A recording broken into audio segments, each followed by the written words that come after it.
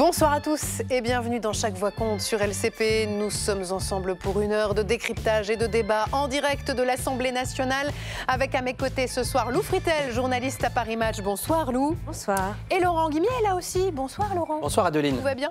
Très très bien. C'est parti pour le sommaire de Chaque Voix compte avec à la une ce soir, coup de froid sur les découverts. Une disposition européenne va obliger les banques françaises à être beaucoup plus regardantes avant d'accorder une autorisation de découvert. Bercy voudrait assouplir quand même la future règle. Une réunion vient de se tenir au ministère de l'économie. Nous allons en parler avec Maxime Chipoy, président de Monevox. Bonsoir et merci d'être là. Aux côtés de Fabienne Rouchy, bonsoir. Bonsoir. Vous êtes secrétaire confédéral de la CGT et vous-même agent bancaire à la Banque de France. Et Grégory Carré, bonsoir. Bonsoir. Vous êtes directeur de l'Observatoire de la consommation à l'UFC Que Choisir. Merci à tous les trois d'être là. Qu'y a-t-il ce soir dans les offs de Lou ? Emmanuel Macron renoue avec le terrain national, mais pas avec la popularité. À suivre à 20h, quelle histoire avec Laurent Guimier. Et je vous emmène dans l'arrière-boutique du BHV pour voir comment elle se dépêtre avec un gros colis, c'est-à-dire son partenariat très encombrant avec la plateforme Chine. Et puis dans la deuxième partie de Chaque Voix compte, place à la question qui fâche. Le budget de la Sécu veut-il faire la peau des médecins ? Le débat sur le projet de loi de finances de la Sécu a commencé cet après-midi à l'Assemblée avec de nombreuses mesures qui crispent les docteurs. Nous en débattrons avec Sandrine Runel, députée socialiste du Rhône et membre de la Commission des Affaires sociales, tout comme Jean-François Rousset, député Ensemble pour la République de l'Aveyron, et Joël Mélin, député RN des Bouches-du-Rhône. Nous attendons bien sûr vos questions ou vos réactions en flashant le QR code qui apparaît ici sur votre écran. Et puis à 20h30, rendez-vous avec Bourbon Express, le journal de l'Assemblée nationale présenté ce soir par Valérie Brochard. Nous reviendrons bien sûr sur la bonne nouvelle de la soirée, la libération annoncée il y a quelques instants par Emmanuel Macron de Cécile Kohler et Jacques Paris, les deux Français qui étaient détenus en Iran depuis 3 ans et demi maintenant. Ils sont en route pour l'ambassade de France à Téhéran et leurs portraits sont affichés devant l'Assemblée nationale depuis 3 ans déjà. Voilà pour le menu du soir. Installez-vous confortablement. Chaque voix compte. C'est parti.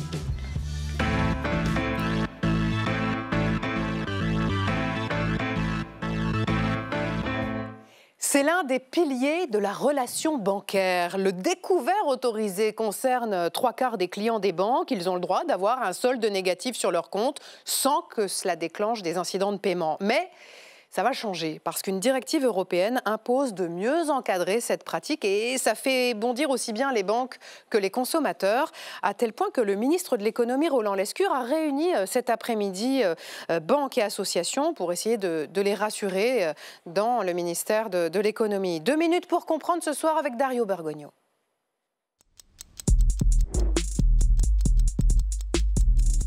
La réunion aura duré plus de 2 heures. Autour du cabinet du ministre de l'économie, des banques et des associations de consommateurs. Objectif, mettre sur la table le sujet qui les fâche, le durcissement des règles pour l'attribution des découverts bancaires. À partir de l'année prochaine, place à de nouvelles restrictions. Désormais, tous les découverts inférieurs à 200 € et de moins d'1 mois seront concernés. Obligation pour les banques de faire une analyse de solvabilité pour juger la capacité de remboursement du client. S'il est surendetté ou avec des revenus jugés trop faibles, le découvert pourrait être refusé, même pour un montant très limité. Mais le gouvernement défend son ordonnance. Pas d'interdiction, pas d'automaticité. Ce que ça change, c'est qu'en dessous de 200 €, une analyse qui était de fait déjà effectuée par les banques va l'être de manière systématique. Ça permet d'encadrer les conditions qui font qu'on autorise ces découverts, pour éviter qu'ils soient trop importants. Vous devriez être fiers qu'en France, on protège plutôt bien les consommateurs. Ces nouvelles normes sont très critiquées aujourd'hui. Pourtant, elles suivent une directive européenne déjà largement votée en 2023 par les eurodéputés français. La nouvelle version est loin d'être aussi fédératrice. La directive adoptée au Parlement européen prévoyait la protection des consommateurs. Macron en a fait une ordonnance de flicage social. Avec votre ordonnance sur le découvert bancaire, vous condamnez des millions de foyers à une précarité encore plus grande. La France doit appliquer ces mesures d'ici le 20 novembre 2026. Les découverts mis en place avant cette date ne seront pas concernés. Maxime Chipoy, vous êtes le président du site Moneyvox qui est spécialiste de la protection des consommateurs dans le domaine financier. Je voudrais qu'on revienne à la genèse de cette mesure parce que c'est vous en fait qui avez levé le lièvre la semaine dernière. Comment est-ce que vous avez découvert ce problème de découvert dans cette directive européenne? Je précise qu'on n'a rien à voir avec la loi, mais effectivement, notre boulot chez Moneyvox, c'est notamment d'expliquer aux Français ce qui va leur arriver pour leur argent. Et on a étudié cette directive qui concerne le découvert et aussi tout le crédit consommation de manière générale. Et c'est là qu'on s'est rendu compte qu'il y avait quand même une grosse mesure qui allait arriver dans un an concernant le découvert des Français et la vérification obligatoire de la solvabilité des Français pour leur découvert. Mais vous dites que vous l'avez découvert, on a l'impression que personne n'a vu arriver le problème, alors que en fait, ça remonte à 2020, cette affaire. Ah oui, cette affaire est très ancienne, puisque ça date... une directive européenne, ça prend des années à être créée. Celle sur le crédit consommation dont on parle aujourd'hui, on en parle depuis facilement 5 ans. Et au fur et à mesure, elle s'est affinée, elle s'est précisée, et aujourd'hui, on en voit les derniers contours en vue de l'application. Alors justement, les derniers contours, qu'est-ce qui va changer concrètement à partir de novembre 2026 ? Alors concrètement, à partir de novembre 2026, donc dans un an, c'est pas dans 15 jours, les banques vont devoir vérifier la solvabilité de leurs nouveaux clients à qui elles vont accorder un découvert. C'est-à-dire que précédemment, le découvert, parfois, il était accordé un peu automatiquement. Il y a même certaines banques qui disaient publiquement que voilà, elles prenaient les revenus de la personne à diviser par 2 et c'était le montant du découvert autorisé ou par 4. Demain, pour les nouveaux clients, il faudra justifier un peu sa situation et à partir de 200 €, commencer à rentrer un peu plus dans le détail sur combien on gagne, quelles sont nos charges, pour pouvoir après avoir un découvert qui est calibré à ses moyens. Ce n'était pas le cas du tout auparavant. Fabienne Rouchy, pardon, mais les banques, elles effectuent déjà une analyse de la situation des clients avant de leur accorder un découvert, non ? Tout à fait. Alors, on a plusieurs problèmes. Effectivement, cette analyse est effectuée. Donc, de quelle manière, avec l'application d'une telle directive, le travail des agents va-t-il changer ? Parce qu'en fait, c'est pour les banques que ça va donner plus de travail. Ça va donner plus de travail aux banques et ça risque aussi de donner plus de travail à la Banque de France qui gère les dossiers de surendettement. Puisque ce dont on se rend compte aujourd'hui, c'est qu'il y a 8% de la population qui vit à découvert tous les mois. C'est quand même énorme. Quand vous dites vivre à découvert, ça veut dire quoi? Ça veut dire que le salaire sert à remettre le compte à zéro à la fin du mois? C'est ça, et ça veut dire que parfois, très très tôt dans le mois, le montant du salaire est déjà dépensé. Donc des problèmes de pouvoir d'achat, d'ailleurs les Français le disent et les Françaises dans des sondages, c'est leur première préoccupation pour beaucoup d'entre eux. Nous, la problématique, c'est vraiment qu'est-ce qu'on fait du pouvoir d'achat? Est-ce qu'on arrive dans ce pays enfin à négocier des salaires? Les projets de loi de finances et de financement de la sécurité sociale nous inquiètent quand même beaucoup. On a un gel des pensions et un gel du point d'indice des fonctionnaires qui sont prévus. Des grandes entreprises et des entreprises en général avec lesquelles il est très difficile de mettre en place des négociations salariales qui puissent aboutir. Donc si les Françaises et les Français se retrouvent à découvert pour beaucoup d'entre eux à une date assez précoce dans le mois, c'est qu'il n'y a pas suffisamment pour payer les charges courantes. On retrouve aussi ça pour payer l'alimentation, pour payer le loyer, qui est aussi le premier poste aujourd'hui de dépenses des ménages. Et on voit ça dans les dossiers de surendettement dont le nombre ne cesse d'augmenter, plus 11%. 2024 par rapport à 2023, et des crédits à la consommation qui sont pour la plupart d'entre eux consacrés au paiement des charges courantes. Donc un vrai problème de pouvoir d'achat dans le pays. Il faut rappeler qu'un découvert autorisé, Grégory Carré, ça évite donc d'avoir des incidents de paiement, comme on a dit, mais ce n'est pas gratuit non plus. Il y a des frais dont vous avez dénoncé il y a quelques mois à la fois la disproportion et l'opacité. Vous pouvez nous expliquer ? Et oui, effectivement, c'est-à-dire que pour les petits, pour les petits dépassements, ceux qui sont à moins de 200 €, certaines banques vont prélever pas une proportion en agio forcément du découvert que vous avez consenti, qui vous a été consenti, pardon, mais va prendre une somme forfaitaire qui est complètement décorrélée. Et donc pour un dépassement, on va exagérer, mais de 1 centime, vous pourriez vous retrouver avec 8 € d'incident de paiement, quelque chose comme ça. Donc dans ce cadre-là, on n'était pas en train de regarder effectivement ce point sur les nouvelles règles, on était plutôt en train de dénoncer le montant des frais qui étaient prélevés, qui étaient disproportionnés par rapport au découvert. Et effectivement, on est dans un contexte très tendu pour les ménages. Et donc le recours au découvert était une pratique qui se... Alors, c'est pas forcément qu'elle se développait, mais qui était une pratique qui se développait dans certains ménages en tout cas, mais avec derrière quand même un coup de massue. Et le coup de massue fait que vous vous retrouvez un peu dans une spirale. C'est-à-dire que vous avez ce petit découvert qu'il va falloir combler, mais viennent se greffer des frais. Et le montant des frais est loin d'être négligeable. On parle de plusieurs milliards d'euros au total sur une année. Donc pour les banques, l'affaire était plutôt assez rentable. Pour le consommateur... On va dire les choses. Les découverts autorisés, c'est la poule aux œufs d'or des banques. C'est là-dessus qu'elles gagnent de l'argent. Oui, effectivement. Voilà. Ça fait quand même très longtemps qu'à l'UFC Que Choisir, on s'est battu, c'est vrai, pour l'encadrement, la distribution du crédit. Alors à l'époque, on a beaucoup travaillé sur le crédit revolving. On était juste après les affaires des subprimes. Il y avait une fenêtre de tir, c'est-à-dire que les banques s'étaient un peu fait prendre les doigts dans le pot de confiture. Donc il y avait des lois qui passaient, c'est vrai, pour encadrer un peu mieux la distribution de ce crédit. Et nous, vraiment, on a plaidé à l'époque pour avoir un meilleur encadrement du crédit. Et effectivement, pour qu'il soit plus contrôlé, qu'on vérifie plus la solvabilité, parce qu'un crédit devra être remboursé. Pour le découvert, ils étaient passés un peu à travers les mailles du filet. Et là, ils ont été un peu rattrapés, effectivement, par l'Europe. On retranscrit ce texte aujourd'hui. Alors ça concerne uniquement en plus les petits découverts.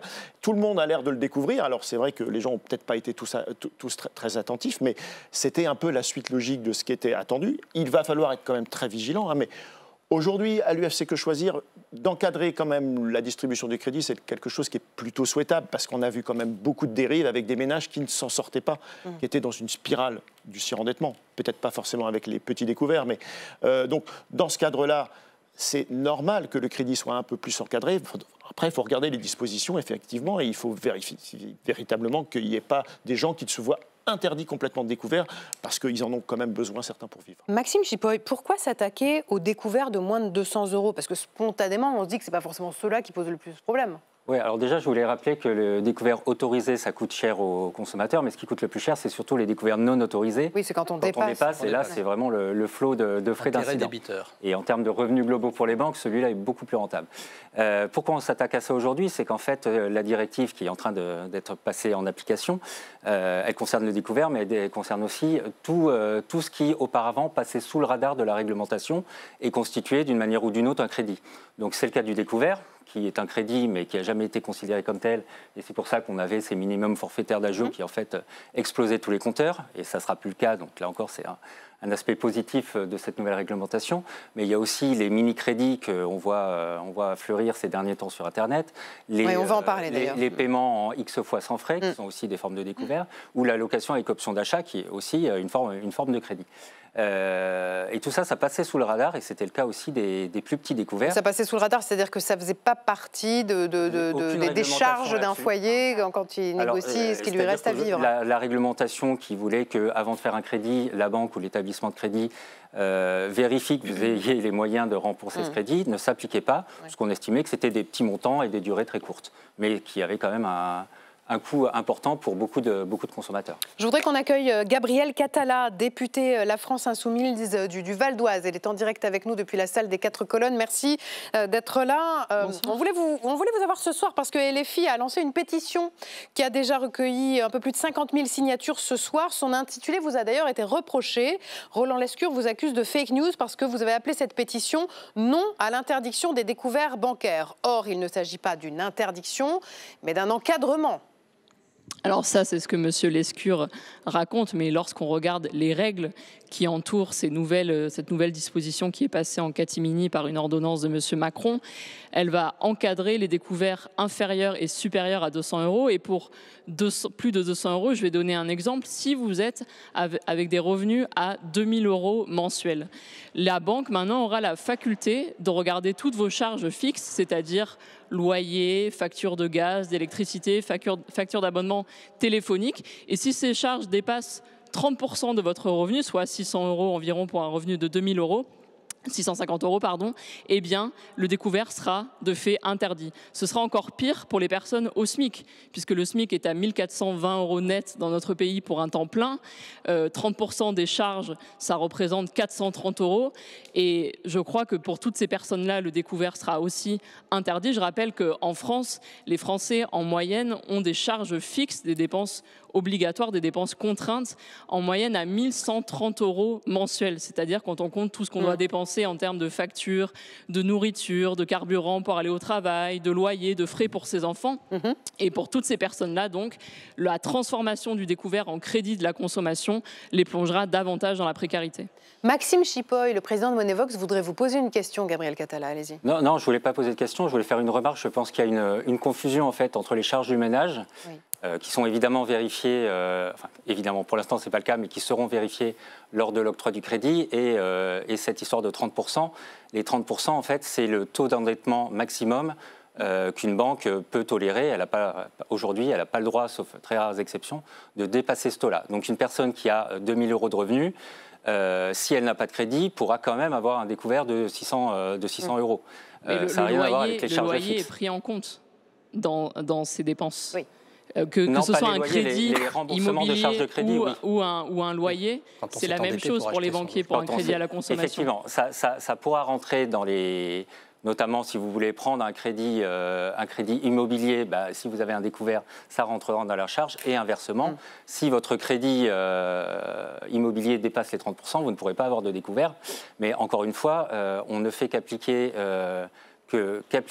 à ces petits crédits des règles qui s'appliquent pour les gros crédits et qui jusque-là a fortement contribué à faire baisser le surendettement en France. Sauf que les gros crédits dont bénéficient les personnes les plus fortunées qui n'ont pas de problème pour rembourser ensuite le crédit en question, ce n'est pas la même chose que les ménages modestes.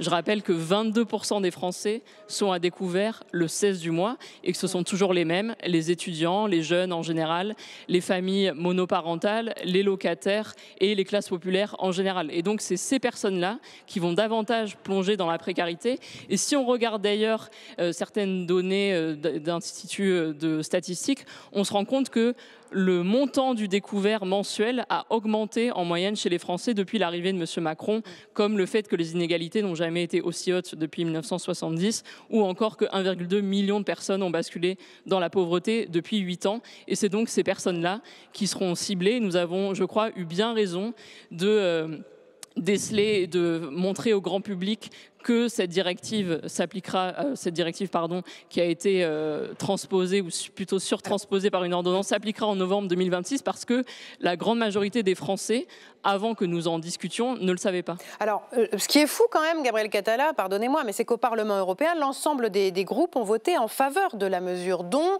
les Insoumis, Manon Aubry et Emmanuel Morel. Alors, vous n'avez pas vu où était le problème à ce moment-là ? J'apporte une petite correction. Ils n'ont pas voté en faveur de la mesure, ils ont voté en faveur de la directive, qui était une directive beaucoup plus large sur la protection des consommateurs. Et dans cette directive, il y avait des mesures très positives, par exemple l'encadrement de la publicité sur les crédits à la consommation, pour dire finalement aux gens, un crédit à la consommation, ça ne va pas forcément vous rapporter de l'argent, il faut faire extrêmement attention à ce que vous signez.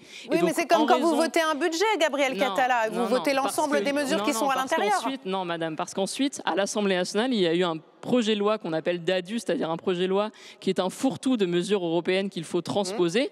Dans ce projet de loi, nous avons voté contre la mesure et contre l'habilitation à passer par ordonnance. Nous voulions un vrai débat et nous avons le temps, d'ailleurs, d'ici novembre 2026. Et alors que M. Macron a eu l'habilitation à légiférer par ordonnance sur les crédits à la consommation en général, il en a profité pour aggraver la directive et les mesures qui étaient à la base inscrites dans ce texte. Que demandez-vous aujourd'hui à Roland Lescure, le ministre de l'économie, qui avait organisé une réunion cet après-midi à Bercy, justement pour essayer de rassurer à la fois les consommateurs, les associations et les banques? Eh bien, nous, c'est très simple. Nous avons déposé une proposition de loi pour abroger tout de suite cette mesure. Une proposition de loi qui contient d'autres mesures, dont l'encadrement des frais bancaires qui sont aujourd'hui trop élevés et qui concernent aussi et qui frappent les classes populaires. Nous demandons qu'elle soit mise à l'ordre du jour le plus vite possible pour que cette disposition soit abrogée et qu'elle ne frappe pas les Français en novembre 2026. Eh bien, merci Gabriel Catala d'avoir été avec nous. Je vous laisse retourner dans l'hémicycle puisque vous participez évidemment à l'examen du projet de loi de finances de la sécurité sociale. Merci d'avoir été en direct avec nous ce soir. Maxime Chipoy, en quoi va consister l'évaluation des banques? Qu'est-ce qui sera différent par rapport à aujourd'hui quand on veut négocier un découvert? Elles vont aller fouiller dans quoi? Alors, elles ne vont pas fouiller dans énormément de choses. Elles vont simplement vous poser des questions sur vos revenus et vos charges. Éventuellement, vous demander des justificatifs à partir de... C'est déjà le cas aujourd'hui, en fait. Non, c'est pas entre nous, puisqu'on est entre nous. Ce n'est pas, c'est pas tout à fait le cas. Il y a vraiment, c'est pas tous les établissements, mais quand vous ouvrez un compte auprès d'une banque, déjà le banquier ne vous connaît pas. En général, il vous fait signer des dizaines et des dizaines de pages de papier. Vous commandez la carte, vous commandez le chéquier, etc. Il n'a clairement pas le temps de vérifier votre découvert. Laurent, juste parce qu'on parle depuis tout à l'heure des nouveaux clients, les actuels clients, qu'est-ce que ça change? Alors, les actuels clients, pour l'instant, ne sont pas concernés, sachant qu'il y a... C'est ceux qui négocient un découvert à partir du 20 novembre 2026, c'est ça? C'est ça. Tout le stock de clients, comme on dit, n'est pas concerné. Il est censé l'être parce que, d'une manière générale, le banquier est censé vous rencontrer régulièrement pour discuter de votre situation personnelle et adapter vos produits à votre situation. Dans les faits, je rappelle quand même qu'un agent ou un conseiller bancaire, il a 1500 clients en moyenne. En général, c'est pas vraiment, il ne voit pas chaque client chaque année, quoi. Fabienne Rouchy, au départ, le découvert autorisé, il a été créé dans quel but? C'est une vieille pratique quand même. Oui, c'est une vieille pratique. Bon, on n'en obtenait pas forcément si facilement à une époque. C'était plutôt réservé aux bons clients, entre guillemets. Bon, aujourd'hui, on voit bien que les besoins de la population font que les demandes, elles sont très, très nombreuses. Moi, je voulais revenir sur l'attitude des banques privées. On parle de ce que peut leur rapporter le montant de tous ces frais prélevés pour incident. C'est de l'ordre de 6 milliards par an. C'est absolument énorme. Et nous, on a envie de dire que quand même, les banques prospèrent sur la pauvreté parce que même s'il y a une offre clientèle fragile destinée aux clients qui ont du mal à joindre les deux bouts, il y a quand même des frais bancaires qui leur sont appliqués. Et les supprimer serait quand même une étape importante si on a l'application de cette directive. Supprimer les frais bancaires pour les clients fragiles, ça nous paraît un minimum, puisque déjà leur pouvoir d'achat leur suffit à peine pour vivre. Ensuite, la pauvreté, elle ne cesse d'augmenter. On le sait bien dans ce pays. Hein, on est revenu sur un niveau... le niveau précédent 1996. Enfin bon, le pouvoir d'achat qui n'augmente pas non plus, un projet de loi de financement de la sécurité sociale qui prévoit de geler tout ce qui est prestations, tout ce qui est aide à la population qui en a besoin. Donc bon, dans ce contexte-là, il faut vraiment essayer de faire quelque chose pour cette population qui est très fragile. Grégory Carré, vous êtes à l'UFC Que Choisir. Les associations de consommateurs ont été conviées cet après-midi à Bercy pour évoquer ce sujet. Est-ce que vous militez pour que, si cette directive est appliquée en l'état, on supprime les frais bancaires des découverts autorisés de moins de 200 €? Est-ce que c'est de l'ordre de l'envisageable? Alors, les supprimer, ou en tout cas qu'ils aient un montant qui soit complètement économiquement justifié et pas du tout confiscatoire tel qu'il peut l'être aujourd'hui, avec des sommes forfaitaires qui n'ont absolument aucune réalité économique. C'était vraiment une de mes positions depuis très très très longtemps, qui n'a jamais été tellement reprise par aucun des groupes parlementaires. Maintenant, sur l'encadrement du crédit, c'est quelque chose effectivement qu'il faut surveiller, mais c'est vrai que dans la mise en place, il faut vraiment vérifier que des gens ne se retrouvent pas à ne plus pouvoir avoir recours à cette facilité quand même de gestion qui est effectivement indispensable, vous l'avez répété. Mais est-ce que son usage n'a pas au fond été dévoyé? Parce qu'en me penchant sur ce dossier, il se trouve que le découvert autorisé, c'était l'époque où il y avait des chèques qu'on mettait un certain temps à déposer à la banque, qu'on pouvait mettre un certain temps à encaisser, et ces délais faisaient qu'on pouvait se retrouver dans le rouge à son corps défendant. Aujourd'hui, tout est numérisé, tout se passe en direct, tous les terminaux bancaires sont reliés directement à votre banque et ont les informations sur le solde de votre banque. Enfin, disons les choses. Est-ce qu'un découvert autorisé, c'est pas aujourd'hui une facilité de paiement en réalité qui n'a plus rien à voir avec l'idée d'origine qui était à l'époque où il n'y avait pas Internet. Pardon, hein, c'est pas le temps des dinosaures non plus. C'était il n'y a pas si longtemps. Mais à l'époque où on était payé avec des chèques. Oui. Non, vous parliez du temps des chèques. Après, ça a été le paiement par carte bancaire. Et avec le paiement par carte bancaire, les gens ont arrêté de faire leurs comptes. C'est vrai. Avant, les gens avaient l'habitude de faire des comptes. Moi, je me souviens de mes parents qui faisaient leurs comptes. Oui, dans des carnets de comptes. Voilà, ça a disparu. Alors, et maintenant, vous savez que c'est même plus... les paiements en liquide ont été dépassés par les paiements par les smartphones. Voilà. Alors là, c'est encore pire, parce que là, on paye comme ça, on ne sait même plus quel est le montant, on ne visualise pas forcément. Donc effectivement... Mais au contraire, maintenant, avec les applis bancaires, on a en direct le solde de son compte. On n'attend pas de recevoir le relevé par la poste. Mais on ne va pas se leurrer. Effectivement, on est beaucoup moins attentif dans la gestion de notre compte. On a cette facilité qui est là. Et il y a des gens, effectivement, ils ont une autorisation de découvert à 1 000 €. Eh bien, ils gèrent leur compte à moins 1 000 €, effectivement. Et ils le paient, hein. Ils le paient parce qu'on parle des dépenses préengagées. Vous avez, pour certains, les loyers, pour d'autres, des remboursements, l'énergie qui coûte très cher. Vous avez toutes vos assurances, etc. Et bien, certains, il y a même, du coup, les agios et les frais d'incidiment de paiement si vous avez dépassé le découvert autorisé, en plus. Donc, effectivement... 80 € par mois, hein. Ouais, donc ça peut devenir, voilà, ça devient ça peut devenir, voilà, des sommes extrêmement importantes. Il y a une possible responsabilité du consommateur et c'est pour ça, enfin c'est aussi le jeu aussi des commerçants de vous faire perdre de vue un peu votre côté rationnel et de vous faire acheter. Là, on va être bientôt au moment du Black Friday. L'idée, c'est de vous faire perdre un petit peu votre raison et de jouer un peu sur le côté plaisir pour que vous dépensiez plus que ce que vous devriez. Alors c'est intéressant parce que quand on interroge les Français, il y a ceux qui sont à découvert tous les mois, il y a ceux dont la perspective d'un découvert, il y a ceux que ça les empêche de dormir, il y a ceux qui s'aventurent de temps en temps en zone rouge mais qui ont du mal. Parole d'usager des banques ce soir avec Marion Becker. Dans un an, il sera beaucoup plus difficile d'obtenir un découvert bancaire. Les banques devront d'abord analyser la solvabilité de leurs clients. Devant ces banques parisiennes, très peu sont au courant. Non, pas du tout. Pas du tout. Je ne me suis pas du tout renseigné sur ce sujet. J'en avais aucune idée. Donc on ne peut pas dépenser ce qu'on n'a pas, quoi. Logique. Bon, après, c'est vrai que pour beaucoup de personnes, ça va poser des problèmes. Voilà, c'est notamment tous mes collègues qui attendent la paye vivement tous les mois. Ça serait interdit, mais nous, ça ne nous arrange pas. Hein. Très souvent, nous, on a découvert. Si c'est interdit, là, nous, qu'est-ce qu'on va faire? Vital pour certains, le découvert est souvent utilisé comme un coup de pouce.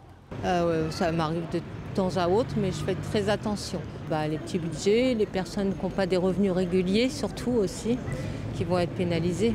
Ils vont avoir encore plus de découverts, je pense. Moi, personnellement, ça m'inquiète un peu. Parce que souvent, la fin du mois arrive, on est un peu serré, donc s'il n'y a pas de découvert, ça va nous mettre dans un sérieux problème. Donc pour moi, c'est pas vraiment une bonne idée, quoi. De base, mon compte, il n'est pas censé... Enfin, j'ai pas cette possibilité-là, donc ça va aller, mais je sais que pas mal de personnes utilisent ça, donc ouais, ça va être compliqué. 15% des Français seraient à découvert chaque mois. C'est vrai aussi, Maxime Chipoy, qu'il y a de plus en plus de banques en ligne, on peut citer Revolut, Sumeria ou N26, qui n'autorisent pas les découverts. C'est-à-dire le compte ne peut pas descendre en dessous de 0. Ouais. Comment se fait-il que ce soit des banques en ligne qui aient lancé cette idée du no découvert ? Alors, ce n'était pas une idée, c'était juste une contrainte légale et réglementaire, puisque, en fait, à l'origine, c'était des établissements de paiement qui ne proposaient qu'un compte et une carte et qui ne pouvaient pas faire de crédit. Le découvert étant en réalité un crédit, elles ne pouvaient pas en octroyer. Elles avaient un petit découvert technique pour des histoires de cartes bancaires qui pouvaient être déclenchées à décalé, de l'ordre de 50 €, mais ça n'allait pas beaucoup plus loin et ça n'a pas empêché ces banques-là d'avoir beaucoup de succès. Oui. Et au fond, Grégory Carré, est-ce que la question, ce n'est pas de savoir ce soir si le découvert, il est... indispensable ou dangereux? Oui, puis alors a priori, la loi vise plutôt à encadrer ce découvert, c'est-à-dire que pour des gens pour lesquels la situation vraiment présente un risque de surendettement, peut-être que là, il va falloir que l'établissement bancaire mette un peu le haut là. Ce n'est pas du tout l'idée d'interdire le découvert. Le découvert est effectivement quelque chose d'indispensable. Pas forcément parce qu'en plus vous avez des problèmes de moyens, tout simplement parce que vous êtes étourdi, parce que d'un seul coup, là, en ce moment, il y a les taxes foncières, les taxes d'habitation qui sont en train de tomber.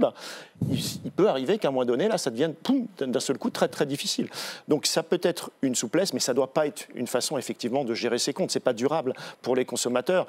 Et c'est un peu l'idée quand même d'encadrer ce côté-là, que ce ne soit pas une façon... Il ne faut pas vivre à moins 1 000 € sur son compte. C'est vraiment pas sain et vous allez, de toute façon, vous le payez très très cher. Fabienne Rouchy, je vous vois lever les yeux au ciel parce que vous les connaissez, ces Français qui vivent avec des dossiers de surendettement, voilà, il n'y a pas si longtemps. Et franchement, s'ils n'avaient pas pu avoir accès aux découverts, il y a des familles qui ne pouvaient pas se nourrir. C'est une réalité quand même. Donc, il faut traiter le problème à la racine, en donner déjà aux travailleuses et aux travailleurs les moyens de vivre de leur travail. Ce n'est pas toujours le cas pour un certain nombre d'entre eux dans ce pays. Et deuxièmement, prendre en compte les problématiques de celles et ceux qui n'ont pas assez pour vivre, enfin vraiment, et qui ne sont pas en capacité de travailler pour X raisons. Ça, c'est un minimum Pour faire société, il faut prendre en compte ça. Vraiment. Merci à tous les trois d'être venus ce soir parler de ce sujet sur le plateau de Chaque Voix Compte. Pendant ce temps, il y en a un qui a découvert dans les sondages. C'est Emmanuel Macron et on en parle dans les off de Lou. Emmanuel Macron, Lou, qui était en déplacement aujourd'hui à La Rochelle. Et mine de rien, ça fait 1 mois et demi qu'il n'était pas allé en province sur le terrain. Tout à fait. Adeline, la dernière fois, c'était le 19 septembre. Donc, entre-temps, on l'a vu quand même aux États-Unis, en Allemagne, en Slovénie, en Égypte. Et demain, d'ailleurs, il va au Brésil. Et donc, au milieu de tous ces déplacements, il s'était calé une date française dans sa tournée internationale. Pourquoi ? Un déplacement prévu de longue date, selon l'Élysée, mais qui intervient à un moment un peu compliqué, poétiquement parlant.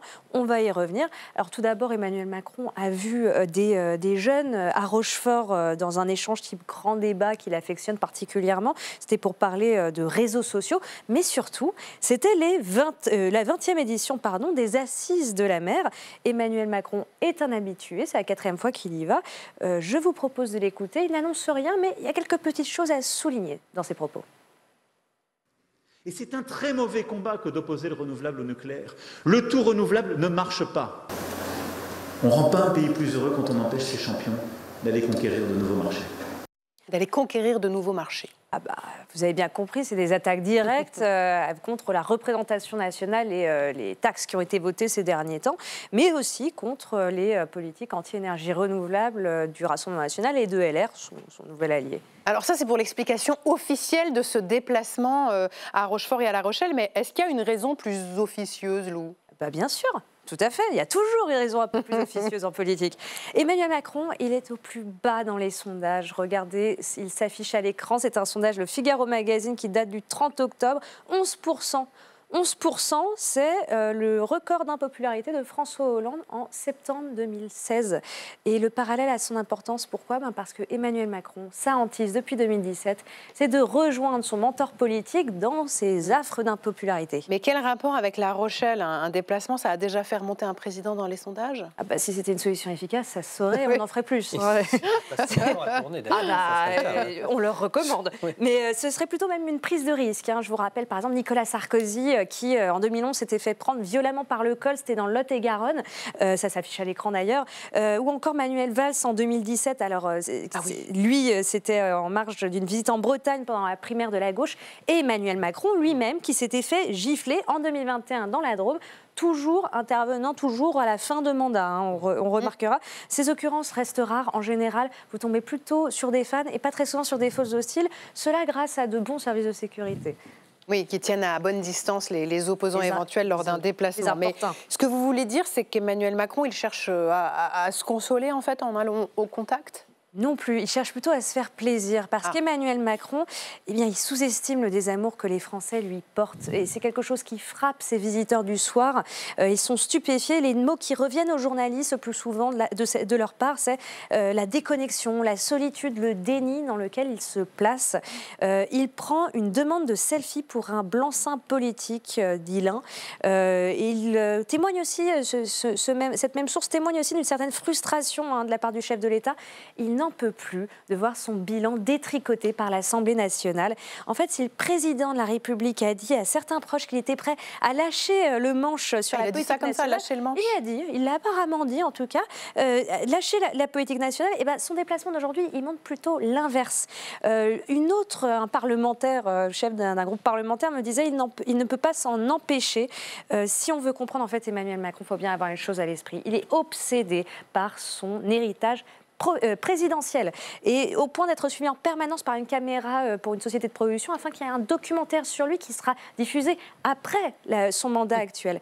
Et cette séquence à laquelle nous avons assisté aujourd'hui, ce déplacement, aussi infime soient les conséquences politiques aujourd'hui, ça s'inscrit dans un dessin beaucoup plus grand. C'est le retour qu'il voudrait faire en 2032. Ah oui.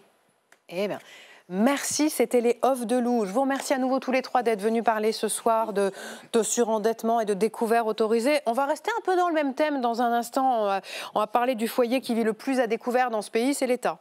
On va parler du budget et plus précisément de celui de la Sécu dont l'examen en séance a donc commencé cet après-midi. Mais avant cela, c'est quelle histoire? Et c'est Laurent Guimier.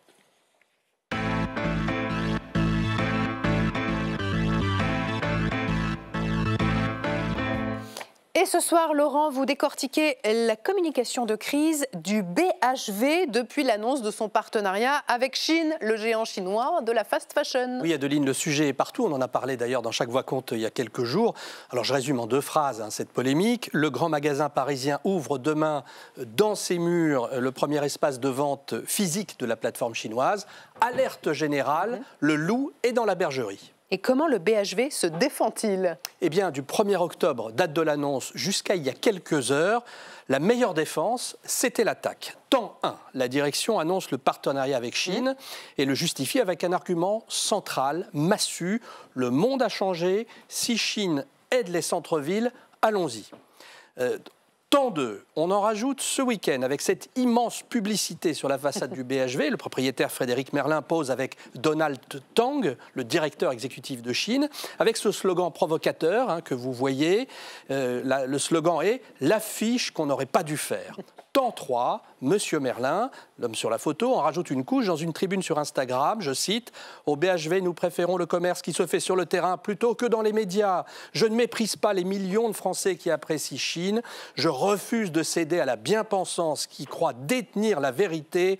Le commerce, c'est la vie réelle. » Comprenez, on provoque, ça choque, mais seul le client compte.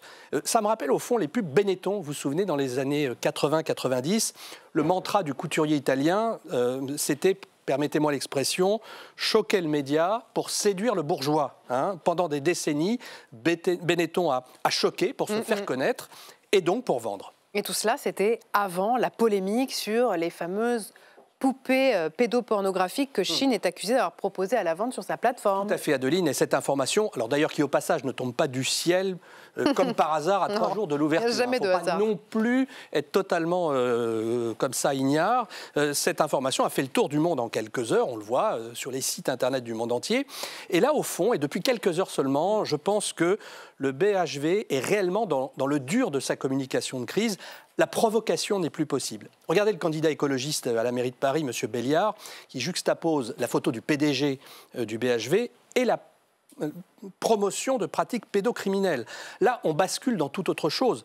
Pas de provocation. La provocation, c'est un art. Là, elle n'est plus possible. Un bad buzz sur les conditions de travail ou même sur l'environnement, ça n'est pas grand-chose à côté de la question de la protection des enfants. Oui. Je dis ça en termes de communication, bien évidemment. Aucun second degré n'est plus possible. Aucune invocation de la bien-pensance, comme le disait M. Merlin tout à l'heure. J'en prends un exemple. Il y a quelques années, le couturier Balenciaga, c'était en 2022, qui avait dû retirer en catastrophe une publicité où on voyait des petits-enfants serrer dans leurs bras des ours en peluche en cuir noir clouté, style SM. C'est pas possible. On ne peut pas faire ça.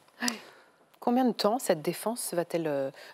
pardon, ça veut dire que le BHV a changé sa tactique défensive? Oui, avec un superbe salto arrière. Depuis 5 semaines, le BHV nous vendait l'idée que le commerce traditionnel allait se réinventer avec Shein. Ça, c'était la première phase. Et depuis cette histoire de poupée, M. Merlin est obligé un peu de dire le contraire, c'est-à-dire qu'il est obligé de dire qu'il n'a rien à voir avec ce qui se passe dans le monde virtuel, ce qui se passe sur Shein. Regardez. Je ne crois pas être complice en fait de pédopornographie au BHV. Je pense qu'il faut savoir raison garder. Encore une fois, nous nous sommes assurés de la provenance des produits. Nous sommes assurés en fait que les usines dans lesquelles allaient être produits les vêtements que nous allons vendre au BHV sont complètement n'exploitent pas en fait des travailleurs, n'exploitent pas des enfants ou ce genre de choses. Donc, c'est là ma question. Combien de temps cette défense peut-elle tenir, Laurent? Je me lance. Je pense que le BHV joue la montre. Oui. Demain à 13h, c'est l'ouverture du magasin. Et les premières images seront déterminantes. Si la foule est là, ce ne sera, à mon avis, que le début de la tornade. Et à ce moment-là, on pourra dire qu'il n'y a pas qu'à l'hôtel de ville que Chine met le bazar. Merci Laurent. Je profite de la présence sur ce plateau de 3 députés pour vous poser la question à tous les 3. Il se trouve que c'est beaucoup revenu dans la séance de questions au gouvernement, l'histoire de Chine. Notamment le ministre Roland Lescure, mais aussi le ministre Farandou ont été interrogés sur ce point. Jean-François Rousset, vous êtes député Ensemble pour la République de l'Aveyron. L'ouverture du magasin Chine demain à Paris, vous vous y opposez, ça vous scandalise ?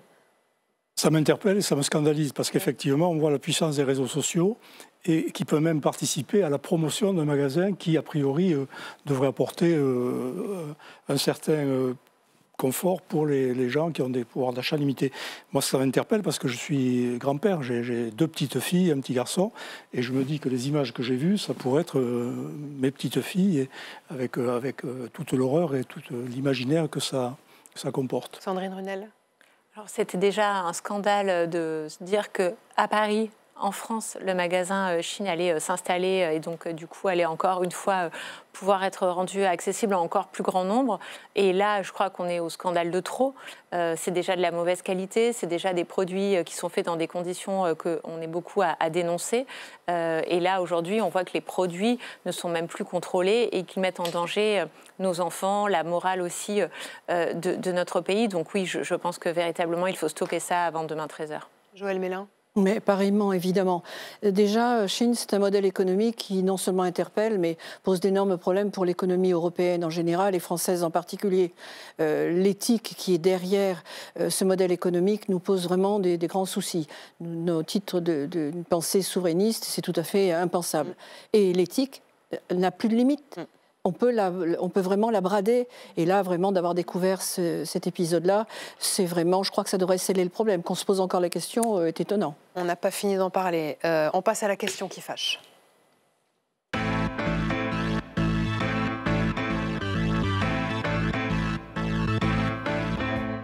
Et oui, parce qu'un budget en chasse un autre. Après le projet de loi de finances dont l'examen n'a pas pu être terminé à temps, les députés s'attaquent donc au budget de la Sécu dans l'hémicycle. Ils ont jusqu'à dimanche pour se prononcer sur les amendements déposés sur un texte qui comprend à la fois les recettes et les dépenses. Des amendements, il y en a des centaines. Et il y a des mesures dites irritantes, crispantes, en particulier pour la médecine de ville. C'est Hélène Bonduel qui pose ce soir la question qui fâche.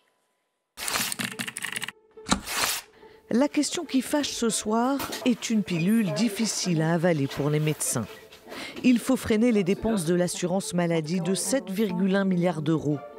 Et pour y parvenir, le gouvernement propose entre autres d'augmenter les franchises lors des consultations médicales de 2 à 4 euros. Des mesures qui permettraient de rapporter 2,3 milliards d'euros, mais qui pourraient pénaliser les patients les plus précaires.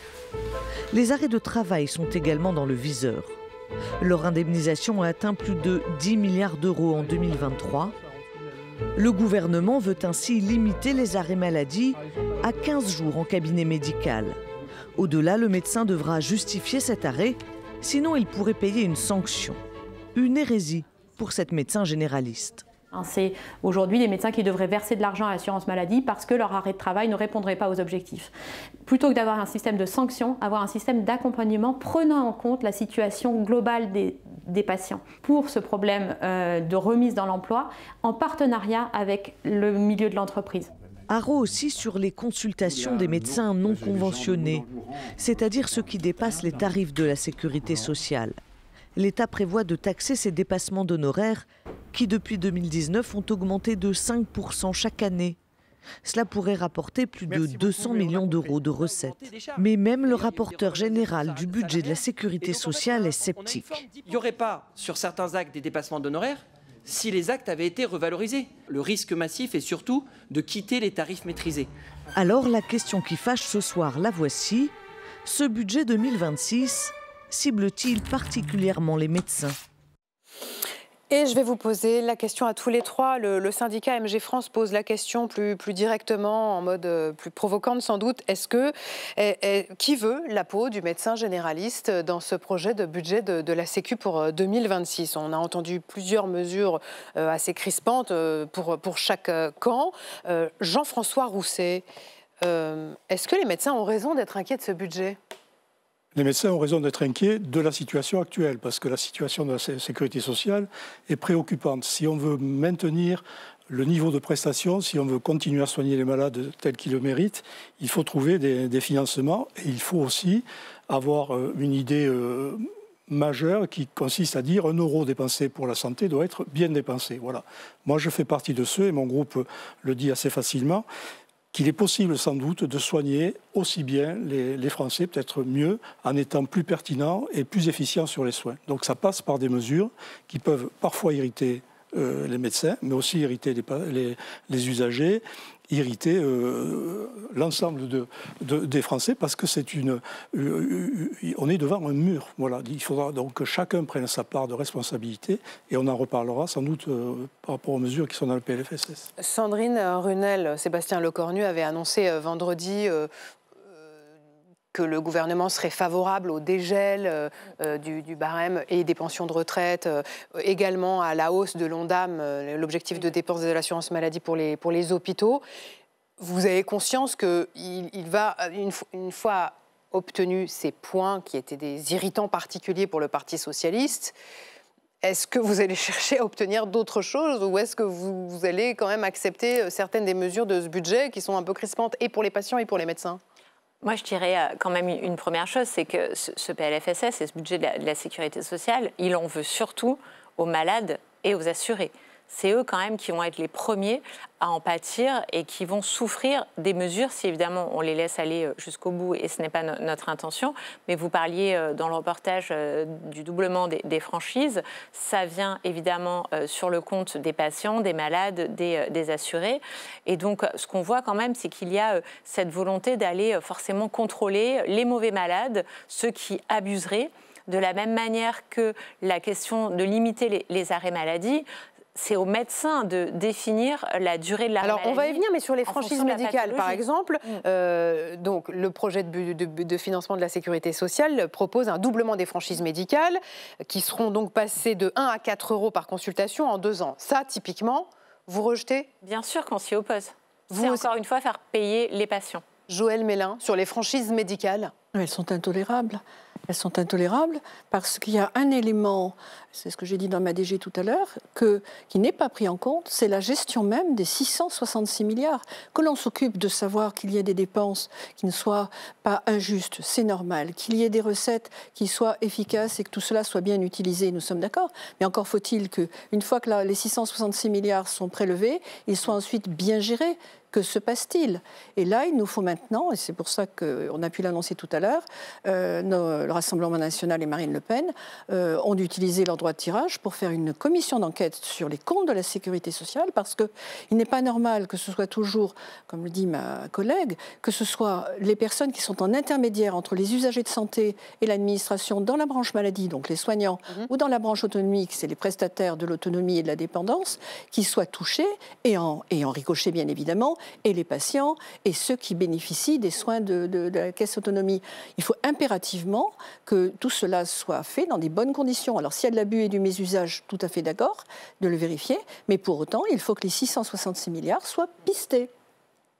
Jean-François Rousset, on a à la fois sur ce plateau le Parti socialiste et le Rassemblement national qui sont contre le doublement des franchises médicales. Est-ce que vous pensez qu'après le dégel des pensions de retraite et des minima sociaux, il va falloir lâcher aussi sur ce point pour faire adopter ce budget de la Sécu ? Des franchises médicales, qu'est-ce que ça veut dire ? Ça veut dire qu'il faut que chacun participe un petit peu aux dépenses de santé. Voilà. Un petit peu, 4 euros, ça peut faire beaucoup pour un ménage modeste. Il y a des plafonds. Ce que l'on dit, c'est que 25% des Français seront exonérés de cette oui, c'est ça, 18 millions de Français, notamment les femmes enceintes après leur 6e mois de grossesse. Les plus fragiles, certaines maladies de longue durée, la C2S, on en reparlera pour les dépassements d'honoraires, etc. Donc, effectivement, ça va impacter les usagers. Mais c'est peut-être aussi un moyen, puisqu'il faut trouver des recettes, d'amener un peu de responsabilité avec cette... Donc vous ne votez pas un budget dans lequel aurait été retiré le doublement des franchises médicales ? Moi, je pense qu'il faut voter un budget parce que la France a besoin d'un budget. C'est pas ma question. Non, mais moi, je vous réponds. Il faut voter un budget parce que la France a besoin d'un budget, et la sécurité sociale en particulier. Si on ne vote pas de budget, on ne va pas financer les hôpitaux, on ne va pas financer justement ces prestations sociales. Autre irritant pour les médecins, la limitation des arrêts de travail. Pas plus de 15 jours pour les médecins en ville. Au-delà, il faudra de nouveau consulter. Est-ce que le remède ne va pas être pire que le mal, c'est-à-dire entraîner en fait une hausse des consultations sans effet sur les arrêts de travail ? Alors ça n'a aucun sens et par ailleurs, un avis de la Haute Autorité de Santé vient contredire la demande du gouvernement. Et par ailleurs, de toute manière, quoi qu'il arrive, le médecin décide, in fine, quoi qu'il arrive, même si cette mesure passait, même si on limitait à 15 jours en ville, 1 mois à l'hôpital, quoi qu'il arrive, c'est quand même le médecin qui décidait. Donc si le médecin décidait de faire 3 semaines ou 1 mois, il aurait raison puisqu'il est médecin et que... Mais là, on lui dit pas plus de 15 jours. Non, c'est pas plus de 15 jours. S'il veut faire 3 semaines, il fera 3 semaines. Donc là, en fait, nous, ce qu'on voit, c'est que finalement, le gouvernement annonce des mesures pour montrer qu'ils vont contrôler, qu'ils veulent contrôler les dépenses. Donc on sent qu'ils veulent faire plaisir à leurs droits. Également parce que les arrêts de travail coûtent de plus en plus cher à la Sécu. Mais pourquoi ils coûtent de plus en plus cher? Parce qu'il y en a de plus en plus. Et pourquoi il y en a de plus en plus? Parce que les gens vont mal. Les gens vont mal au travail. Les gens subissent des pressions. Les gens sont en difficulté. D'accord, mais est-ce qu'il y a quoi que ce soit dans ce projet de budget qui parle du bien-être au travail? Alors non, parce qu'on est sur le budget de la sécurité sociale et qu'il n'y a rien de mesure sur justement la qualité de vie au travail et il n'y a rien en fait qui va améliorer les mesures pour justement faire en sorte que les travailleurs aillent mieux. La seule, c'est peut-être la suspension de la réforme des retraites, mais du coup, ils sont plus travailleurs. Donc, voilà. Joël Mélin, sur cette mesure de la limitation des arrêts de travail, que dira le Rassemblement national ? Eh bien, on l'examine de très près parce qu'effectivement, particulièrement sur les arrêts de travail de longue durée, il y a un authentique échappement. On s'aperçoit que très fréquemment, surtout dans des cas d'accident de travail parfois, mais aussi dans le système maladie, on a des arrêts de travail supérieurs à 500 jours, 600 jours. J'ai même vu, moi, dans mon exercice, 1200 jours. Enfin, des choses qui, en fin de compte, ne sont pas logiques parce qu'il faut se rappeler que l'arrêt de travail, c'est un médicament autant que faire se peut et qu'il doit être donné à bon escient. Éventuellement, sans autre médicament, ça peut largement suffire. Il doit donc avoir sa valeur. Il doit être contrôlé, accompagné. Si derrière une consultation qui nécessite un arrêt de travail se profile une maladie lourde, on n'hésitera pas à prolonger. Mais sinon, ce n'est pas logique. Sinon, il faut passer en système de longue maladie ou bien passer en invalidité si la personne est consolidée. Donc vous dites qu'il y a des abus et il faut tenter d'y mettre un terme. Il faut revenir à l'esprit de l'arrêt de travail et permettre aux médecins d'avoir la main. Voilà, c'est quelque chose qui nous semble très important. Mais alors, il y a deux choses dans ce que vous dites, c'est-à-dire permettre au médecin d'avoir la main tout en lui imposant un arrêt de travail pour la médecine de ville qui ne dépasse pas 15 jours, au-delà desquels le patient doit reconsulter. La difficulté, c'est quand il n'y a pas de médecin aussi. Enfin, il y a des territoires en désert médicaux, on fait comment? Oui, alors là, pour l'arrêt de travail, au départ, il y a forcément un médecin qui suit un arrêt de travail. Oui, mais il n'est pas libre 15 jours après pour il faut distinguer les arrêts immédiats de courte durée. 15 jours à renouveler une fois, 2 fois, pourquoi pas? C'est tout à fait ce qu'on voit en cabinet de ville, tout à fait classique. Peut-être un peu plus sur les pathologies hospitalières parce que effectivement les cas sont plus lourds de principe, mais au-delà de ça, ça doit être fait sous une forme très contrôlée. Sinon, on est très rapidement dans ce qu'on appelle un peu la délaborisation, c'est-à-dire que les gens ont beaucoup de mal de revenir au travail. Il faut savoir le contrôler et passer 3-4 mois hors activité professionnelle, les gens décrochent. Il faut être très prudent avec ça. Jean-François Rousset, vous vouliez ajouter quelque chose? Les arrêts de travail, ça a une incidence, ça coûte cher, etc. Donc, effectivement, ce que l'on dit, c'est que les médecins resteront responsables de leur prescription et ça fait partie de leur droit de prescrire. Donc, vous parliez de l'inquiétude des médecins, il faut la lever. Pour ce qui concerne les arrêts de travail, c'est toujours eux qui vont être les prescripteurs. Ils ne seront jamais tenus de donner la raison ou la cause de l'arrêt du travail. Ce que dit cette proposition, c'est qu'il y a des arrêts de travail qui seront plus longs que d'autres, mais ce qu'il faut savoir, c'est qu'il y a des arrêts de travail qui sont déjà encadrés par l'HAS. Si vous avez une fracture de jambe ou une fracture du malléolaire, vous avez le temps de la consolidation, puis le temps de l'arrêt de travail. Ça, c'est déjà incontournable.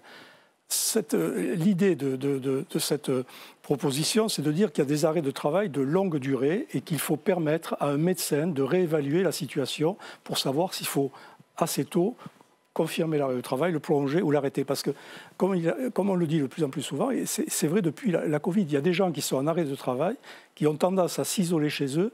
S'ils ne voient même pas de médecin pour évaluer leur état, on peut les priver d'une possibilité de se guérir par le travail, le sport ou autre chose. Moi, je voudrais vous poser une question à tous les trois. Quelles mesures d'économie allez-vous défendre dans ce PLFSS ? On va en défendre plusieurs, parce qu'il n'y en a pas une plus qu'une autre. Je pense que la pertinence du projet, qui est peut-être améliorable, c'est pour ça que c'est l'intérêt d'en débattre entre nous, parce que chacun aura ses propositions, parce qu'on peut se tromper, on peut avoir une mauvaise analyse ou avoir des propositions qui méritent d'être Et puis, il n'y a que les amendées. imbéciles qui ne changent pas d'avis. Non, mais ceux qui ne changent pas d'avis, de toute façon, ils ne changeront pas d'avis. Mais l'intérêt du débat, c'est d'embarquer un maximum de personnes vers un projet qui va permettre de sauver le financement de la sécurité sociale. Donc, moi, je crois que parmi les mesures qui sont présentées, beaucoup sont nécessaires. Dans quelles mesures le Parti socialiste est prêt à des compromis ?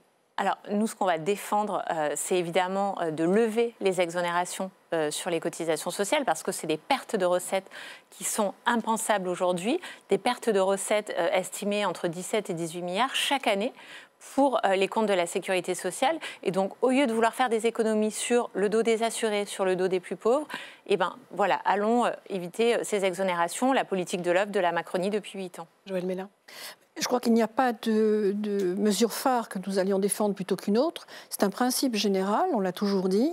Lorsqu'il nous semble qu'une disposition est bonne pour une majorité de Français, et en l'occurrence, par rapport à la santé, il y a aussi l'autre versant que sont les professionnels de santé et tous les prestataires de l'autonomie et de la dépendance. Dès l'instant que cela nous semble bon, on le vote sans aucun regret.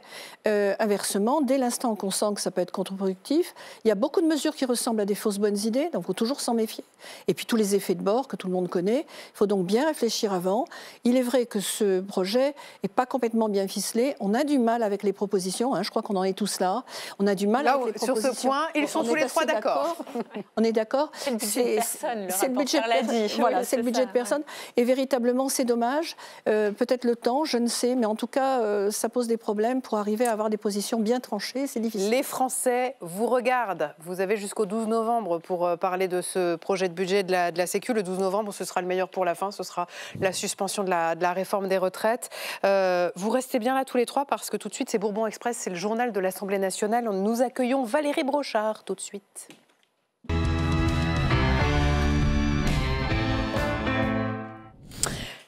Valérie, on démarre avec la bonne nouvelle de la soirée. Et oui, Adeline, annoncée il y a 1 heure à peine par Emmanuel Macron sur X, Cécile Collère et Jacques Paris, détenus depuis 3 ans en Iran, sont sortis de prison en route pour l'ambassade de France à Téhéran. Les 2 ressortissants français étaient retenus en Iran depuis mai 2022, date à laquelle les députés avaient accroché, regardez, leurs portraits sur les grilles de l'Assemblée nationale. Vous les avez vus, évidemment, des photos qui vont bientôt pouvoir être décrochées pour le plus grand soulagement des élus. En pleine discussion sur le budget de la sécurité sociale, vous venez d'en parler, eh bien, Jérôme Guedj a pris quelques secondes pour saluer l'événement. Écoutez. Je voudrais que nous partagions ensemble l'excellente nouvelle que nous venons d'apprendre et la confirmation par le président de la République de la libération de Cécile Collère et de Jacques Paris.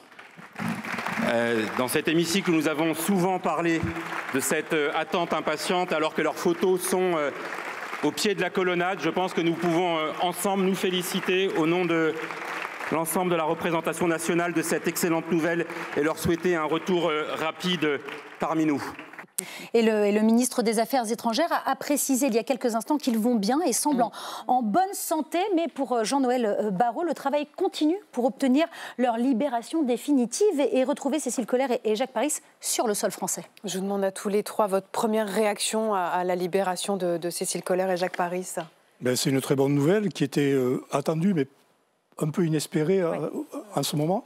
Moi, je pense donc à eux, ils doivent être très soulagés. Je pense aussi à leur famille, parce que récemment, leurs proches se sont exprimés en disant que leur état de santé physique, moral était très altéré, et il y avait une certaine inquiétude. Et quand on connaît les conditions de détention en Iran, on peut légitimement se poser la question. Et puis aussi, il faut reconnaître que quand même la diplomatie française a fait son œuvre et Et pour dire à ceux qui sont toujours en train de décrier cette diplomatie que là, elle a fait preuve d'une efficacité et qu'on peut espérer pour d'autres le même résultat. Sandrine Brunel. C'est évidemment un soulagement pour eux et pour leur famille, et puis pour aussi notre pays et la liberté. On attend maintenant qu'ils arrivent évidemment sur le sol français.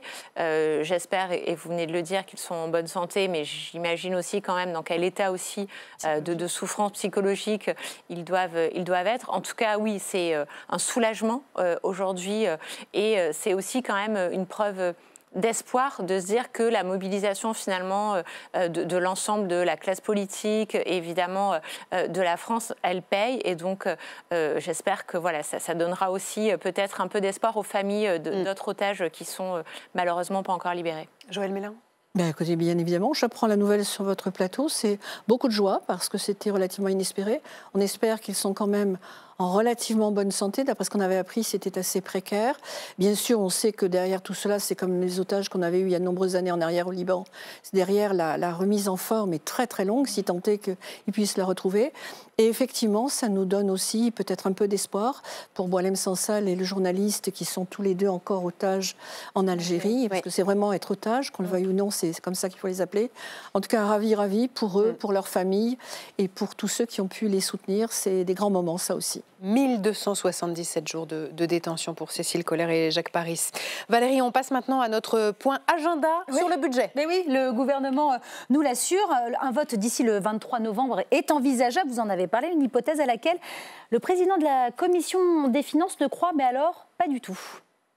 Depuis le début, c'est l'objectif du gouvernement, c'est-à-dire qu'on perde du temps, qu'on joue la montre. Nous avons commencé en retard avec 2 semaines de retard l'examen du budget par rapport à la loi organique, et que donc on est tout à fait, malheureusement, dans le scénario possible d'un budget qui serait appliqué par ordonnance avec le texte initial. En aucun cas, ce budget sera adopté par vote. Je pense que c'est ce que confirment les premiers jours d'examen de cette partie des recettes. Mais la présidente de l'Assemblée nationale a quand même eu une idée ce matin pour essayer de faire avancer les choses. Et oui, Adeline Yehl-Braun-Pivet a proposé de limiter le temps de parole des députés par une procédure de temps législatif programmé pour faire avancer les discussions face au nombre conséquent d'amendements. Pas bête, mais pas vraiment possible, puisque cette procédure qui limite les heures de débat en fonction de la taille des groupes parlementaires est interdite sur les textes budgétaires. Et oui, il faudrait d'abord modifier le règlement de l'Assemblée. Et ça, les députés de l'opposition, ils sont opposés.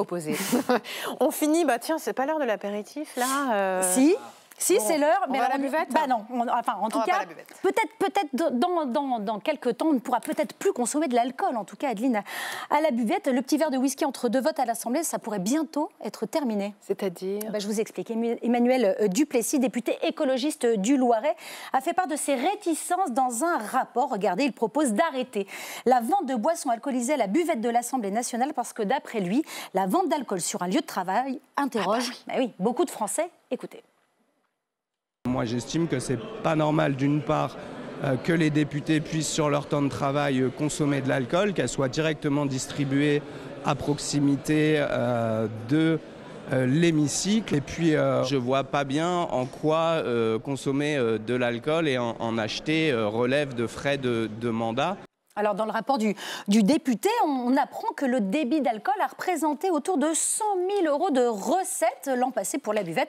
Hors de question, pour l'élu écologiste, que cette somme soit en partie remboursée au titre des frais de mandat. Et c'est pas simple, Adine, d'enquêter sur la buvette de l'Assemblée nationale, tant ce lieu reste encore aujourd'hui plein de mystères. On sait toutes et tous où elle se trouve, physiquement bien sûr, mais nous, les journalistes, on n'a absolument pas le droit d'y aller. Réservé aux députés. Exactement. Seule cette photo circule, c'est la seule que j'ai le droit de vous montrer. Elle a été prise par c'est très chic, par le photographe officiel de l'Assemblée nationale, mais même avec un badge LCP, on n'a pas le droit. Non, on n'a pas le droit d'y rentrer. Il n'y a rien à faire. Il y a quelques années, Adeline, c'est une aquarelliste qui avait eu la chance d'y pénétrer grâce à un élu. Elle avait été invitée par un élu et qui m'avait montré, regardez, ces dessins, mais vous n'en verrez pas plus. La buvette reste secrète. C'est un lieu où parfois les groupes laissent leurs étiquettes au vestiaire, où, dit-on, certains accords se nouent. En tout cas, chez les premiers concernés, supprimer l'alcool à la buvette, ça fait débat. Moi, ce que je constate, c'est que mes collègues en consomment très peu et que la buvette sert essentiellement des Coca Light Bon. C'est vrai qu'il y a des collègues qui peuvent, on va dire, consommer un petit peu d'alcool, notamment le soir. Bon, de là aller à une prohibition totale de l'alcool, ça me paraît peut-être un peu exagéré. Moi, j'en consomme pas de l'alcool parce qu'en général, je n'ai jamais consommé au boulot. Pour moi, la consommation, c'est dans un cadre festif, familial, amical, donc c'est pas ce que je fais ici. C'est une évidence qu'il faut quand même qu'on garde un minimum d'alcool à la buvette. Écoutez, je veux dire, tout est une question de notion et de justesse et de mesure, voilà. Je sais qu'il y a eu quelques soirées, paraît-il, très arrosées à la buvette.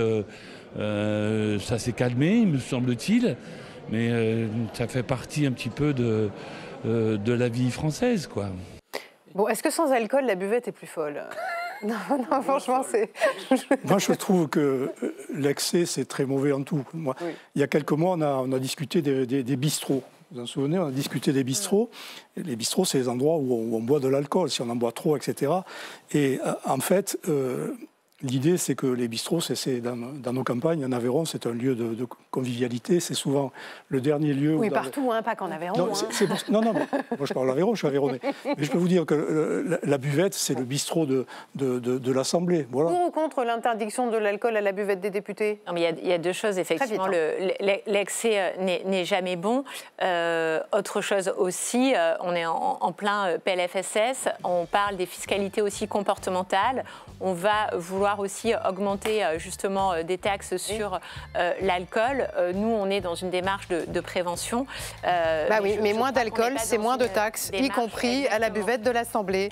Merci à tous les trois. Et juste pour peut-être intervenir, vous dire que les buveurs d'eau n'ont pas forcément l'autorisation d'imposer de nouveaux diktats.